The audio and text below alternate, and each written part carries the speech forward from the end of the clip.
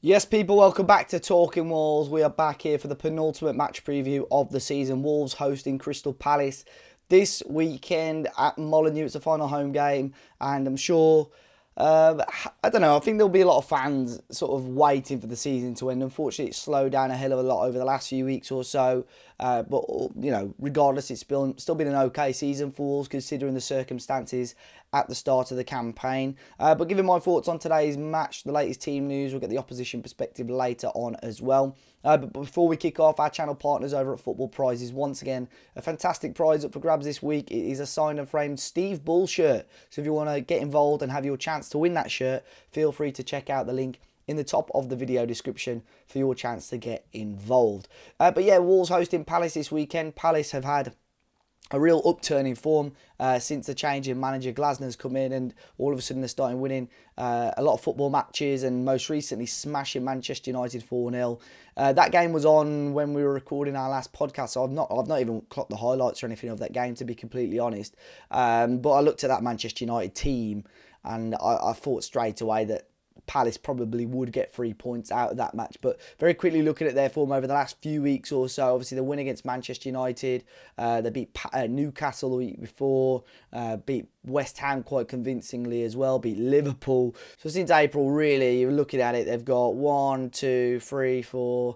wins, 1 defeat and 1 draw. You know, they're in fantastic form at the moment, if I'm completely honest. So they're doing really, really well and starting to get some joy out of the likes of Mateta, scoring lots of goals. Elise is starting to show up a little bit more now, as is Eze. So they've got some real quality. And Wolves, historically, in recent years, actually haven't been that brilliant against Crystal Palace, albeit we did beat them 2-0 at Molineux last year. But it's a chance at Crystal Palace. If they do beat Wolves this weekend, they do go ahead of us on the table in goal difference, and more than likely will finish ahead of Wolves in the league. Looking at it now, Wolves probably going to finish anywhere between... to be fair, if we win this game, I think it'll be between 10th and 14th. So Gary O'Neill will be obviously hoping to get something on the board. Hopefully we see the likes of Pedro Neto back. Gary O'Neill said before the pre-match press conference of the Manchester City game that Pedro was back in full training, as was Jean-Luc Bellegarde. But I got told, I think it was Friday, that Neto hadn't travelled, and I put that on social media as well. So I'm hoping another week of training, another week of fitness work will mean Pedro Neto is in the squad for this game, and he's still in limbo really of whether he's going to be in the Euro squad. Certain people close to the Portugal squad think it's a possibility, whilst others don't think he's got a chance. There's a lot of quality in that Portugal squad, a lot of players that have had good seasons as well. So Pedro's really got to hope that he can get fit and show the quality that he's got this Saturday and potentially at Anfield as well next weekend. Other than that, obviously, Jean-Luc Bellegarde came back into the frame. He actually got the assist for Wolves' only goal of the game against Manchester City. So it's good to have him back. And other than maybe some news from Gary O'Neill yesterday, you would hope the squad is pretty much similar to what we saw against Manchester City. Craig Dawson's obviously out for the season, who I think Wolves are missing a little bit right now, and then other players like Leon Chiromi is obviously out for the season as well. So we're hoping that maybe the biggest change from that City team is that Pedro Neto possibly comes in. And in terms of a lineup for Wolves, I'm intrigued to see how we do line up for this game. I think you could pack out that midfield again. Boubacar has obviously done a good enough job. Tommy Doyle will obviously come back into contention as well after being ineligible last week against City. But looking at the Wolves squad last week, against City, let me quickly get it up now. I would assume maybe the only change that we see from that squad, I mean, Santi Bueno you'd hope is fit and can start. I think that was a big issue, having to play Semedo at right centre back. So I would say Sarr in goal, Totti, Kilman, Santi Bueno, Semedo and Ryan Aït-Nouri returning to wing-back duty. And I'd probably say Lemina and João Gomez with a front three of Cunha, Hwang and Pablo Sarabia, especially at home. You want that little bit more going forward as well.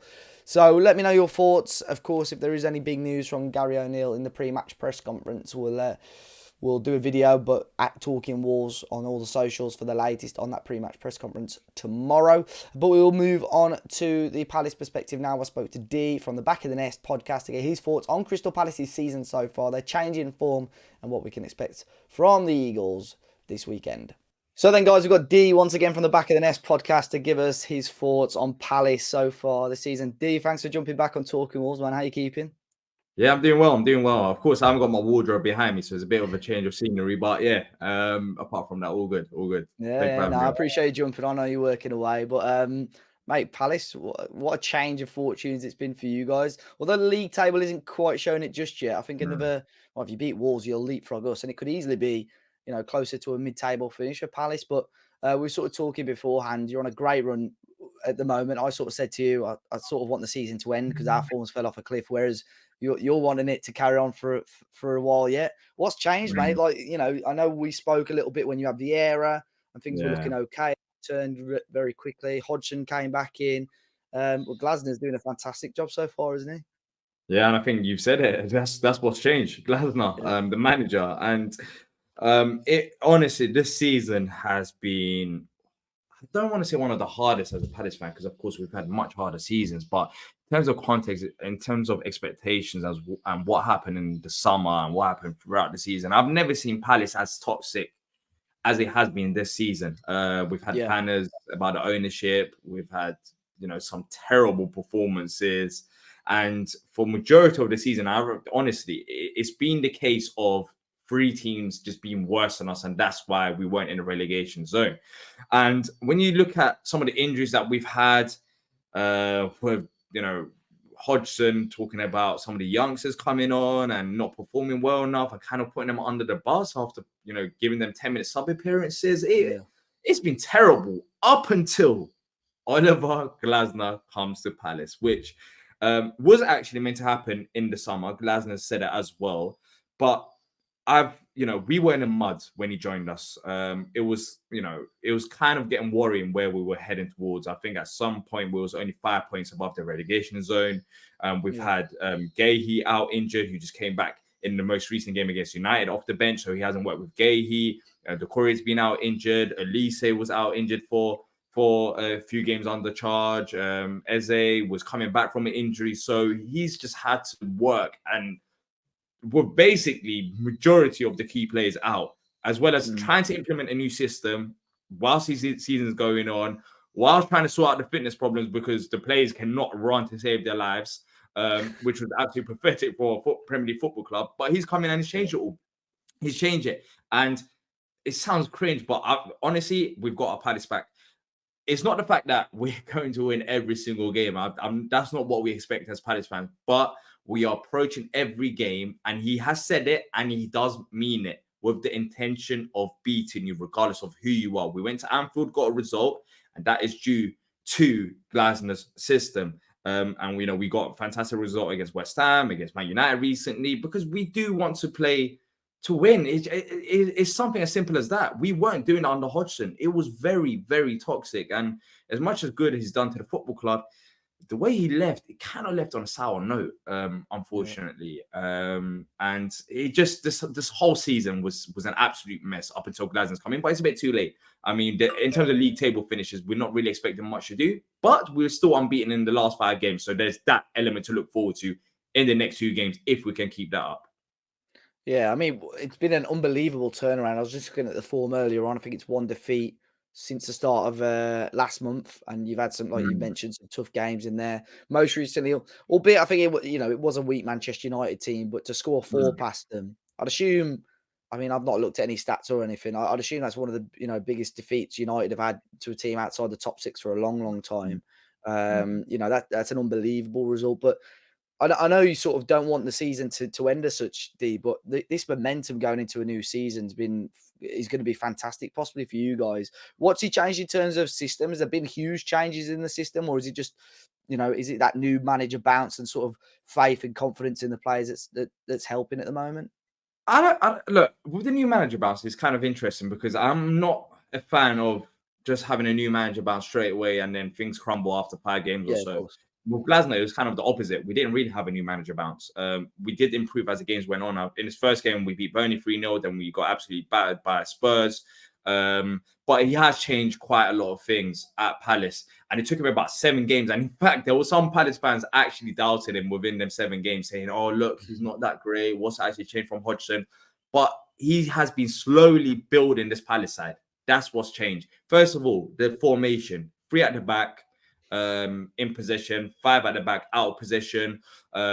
it's with Eze, Elise behind Mateta, which I mean, he can't stop scoring goals, which is absolutely crazy. Yeah. So we got them. I've got two midfielders and Walton and Will Hughes. So we got 5, 2, 2, 1 at times 6, 7, 8, 9. Yeah, that's enough players. I was thinking, is that even a formation? Yeah. So we've got that the fitness. As I've said, it sounds a bit like crazy, but the players were not fit under Hodgson. They weren't fit. We weren't training hard enough. On top of that, we were picking up injuries, so the fitness has changed. So now we can actually play for 90 minutes. Because I mean, this season, I don't know if you're aware, but Palace had one of the biggest problems in terms of conceding late goals and set piece goals.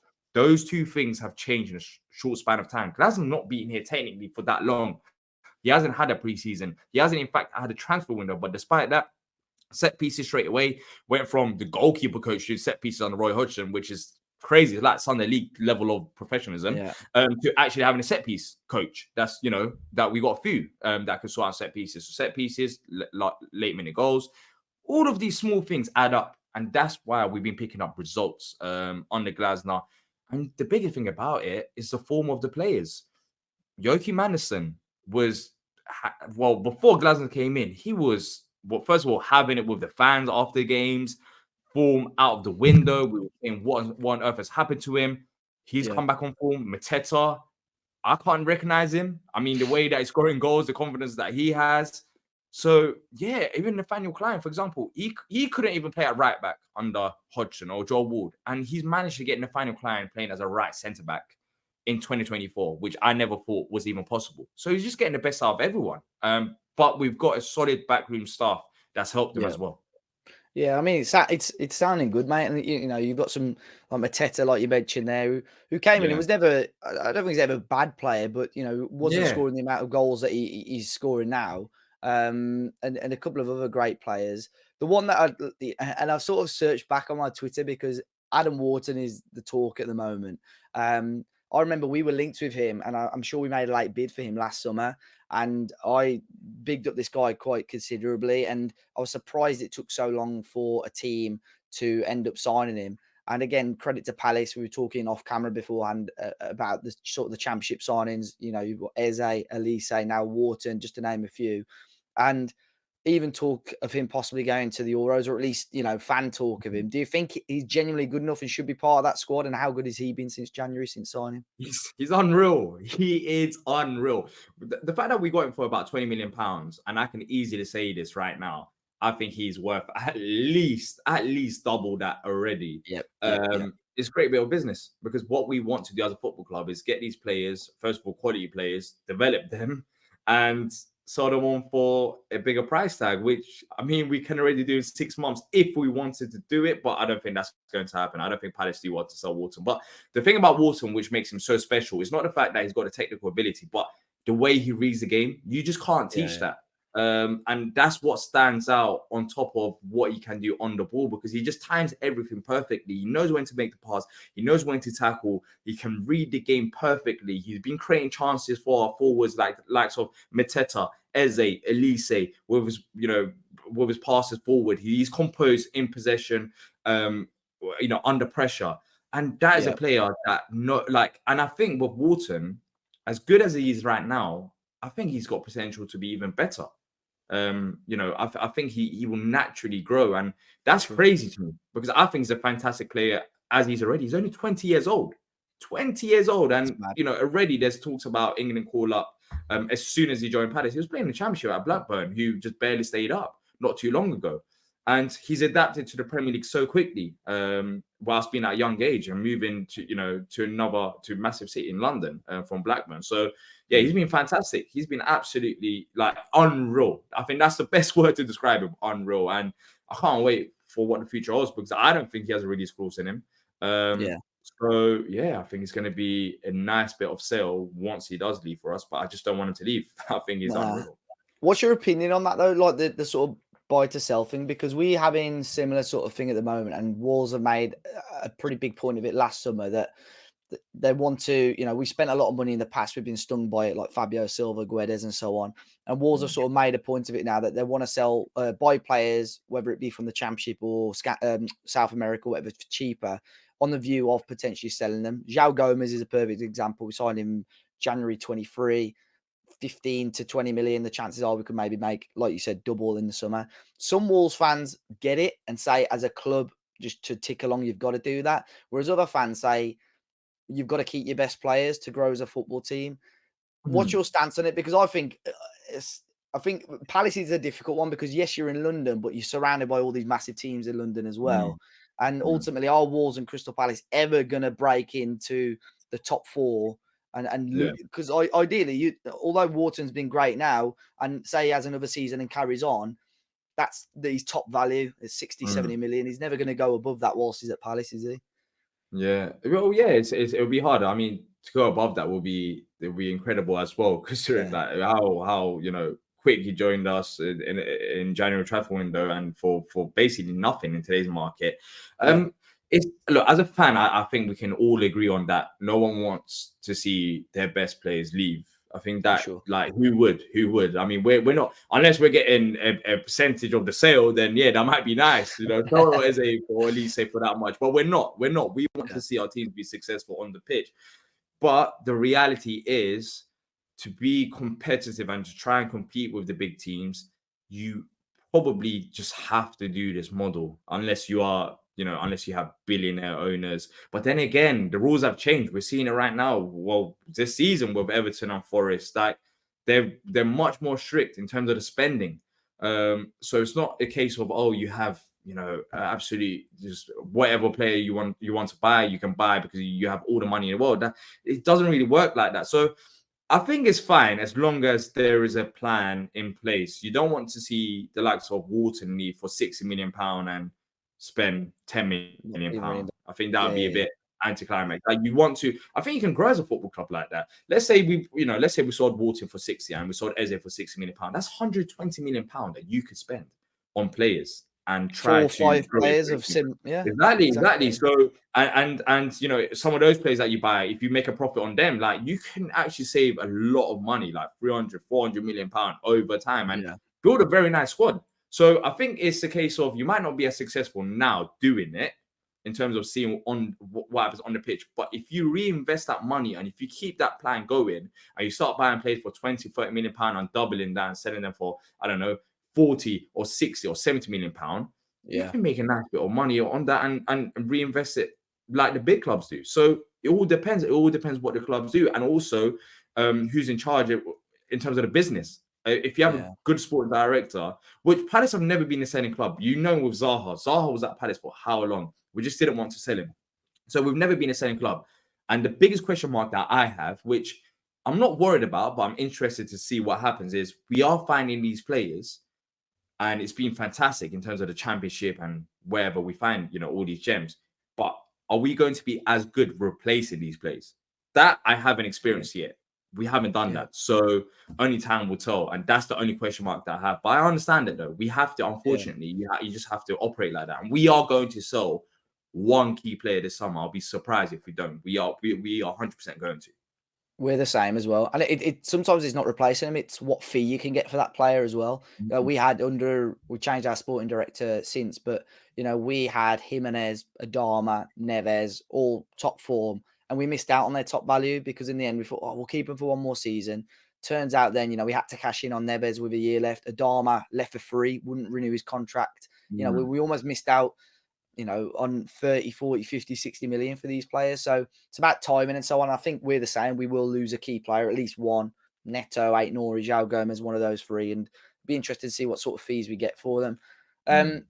D, in terms of Wolves, very quickly, anyone that's impressed you or anyone that you're worried about facing up against on Saturday? I've been impressed by the whole team this season, due to what's happened with Gary O'Neill and Lopetegui as well. Funny enough, he's going to West Ham. Lopetegui, I don't know what it is, but I just have a sour taste towards him. Like, in terms of what he done with you lot first, and we were also linked with him as well when we got rid of Roy Hodgson. But thank God he didn't want to take the job offer because he was a bit worried. It just seemed like a man, from what's happened at Wolves and even the links with Palace, it just seemed like a man that doesn't even have faith in his own ability. Because you look at Gary O'Neill. Gary O'Neill's kind of embarrassed Lopetegui because he just said, all right, then you don't want, you're complaining about this and that. Well, let me come in and sort it all out. And he's kind of embarrassed him. So You've had a good season. You've had a very good season. I personally feel like from a neutral perspective, due to O'Neill coming in, I think you will build on it. Remember, it's only the first season. Yep. You'll build on it in the summer, and you will try and improve. But of course, Neto is the one player, and Nuri as well. I think he's been very good for you lot. We were actually linked to him before you joined Wolves, so he was on Doug Friedman's radar. But you've got quality players there. It's just maybe, I don't know. It's weird. In terms of European spots, maybe a bit more consistent with results. That's what it is that you might have been lacking. But I guess it's normal though. It's normal with a new manager in charge, learning the squad. Of course, I don't know about your injury situation. Have you had any major injuries recently? Well, this is interesting. So Neto has been injured, but he should be back for this game. But that'll be the first time we've seen him since pretty much the start of the year. But interestingly, our top, best three forwards, I would say Juan, Cunha, and Neto, they've not started a game together since the end of October, which I think shows how well Wolves have done, in general as a team, to continue getting that consistency. Exactly. So, you just have to build maybe the depth. I know at Palace, we've had depth issues. For example, Eze and Elise, they barely started games together this season, and the options that were coming off the bench weren't that great. So we do need to improve the depth, and I think that's what it is. With Palace and Wolves, the reason why we are where we are. And look, Palace have won, I think, 4 out of the last 5 games, and we're still not above you. That shows how much of a shambolic season that we were having. Yeah, I think both teams just need to be a bit more consistent. But with Wolves, I think you build the fundamentals there, and you just have to build on it next summer. Well, this summer. It'll be interesting. Obviously, all being well, Gary O'Neill stays, and we didn't have a preseason, or we didn't have one at Bournemouth either last year. We did such a decent job of keeping them up. Didn't have a preseason with either club, so be intrigued to see what happens. And with the form that Palace are in, and hopefully Wolves can carry on and grow, and both hopefully battle be top half or maybe late pushes for Europe next season. Who knows? D, been a great end to the season for Palace, but can you give me a score prediction ahead of this one?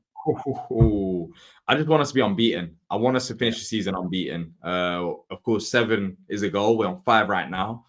And funny enough, I think this is going to be a more difficult game than the United game, because I think Wolves, with the manager situation, with the players situation, I think you are a competent football club, which Manchester United aren't right now. So I'm going to go for 1-1. I'm going to go for 1-1, which I won't be too upset with. We've had that United game. We want to remain unbeaten. The last game at home against Villa, hopefully we can get another win there, which won't be easy. But Wolves away, funny enough, we've actually got solid results from what I can remember. Form against us. I just looked at your stats. Yeah.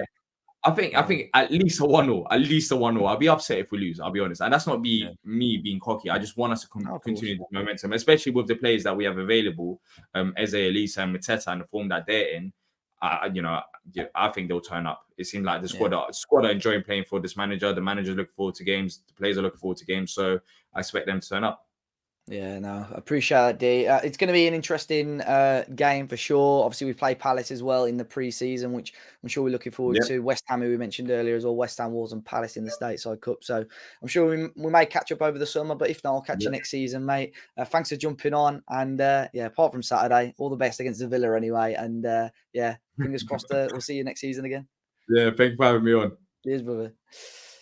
So big thanks to D. Once again, I'll make sure to leave a link to them in the description down below. And of course, we will be taking on Crystal Palace in the Stateside Cup as well. Wolves have announced today the US pre-season tournament, which I did a video on yesterday because we sort of got a quick glimpse of the early fixtures of that. But Wolves have officially confirmed it today. Don't think I'll be going, but let me know, obviously, if you are going to be going to those games in America. And unfortunately, I won't be going to this game at Palace. I don't think I'm going to do... I'm not doing this game, and I don't think I'm going to be doing Liverpool either. My season is pretty much done, but of course, I'll still keep you guys up to date with the latest news. Don't think I'm on the podcast this week, but the guys will be back as normal, and hopefully we get a fans react video. So content still to be confirmed this weekend, but I'm sure there'll be someone on review duty, someone on fans react duty, and obviously the boys will be there for the podcast on Monday, which should be out Tuesday as well. So as always, guys, hit the like button, subscribe to the channel if you're new. Thank you so much for the support so far this season. 1 game to go after this one, and fingers crossed Wolves can end the season on a high at Molineux with 3 points against Crystal Palace. Until next time, guys, enjoy the weekend, try and enjoy the sun, and I'll catch you next time.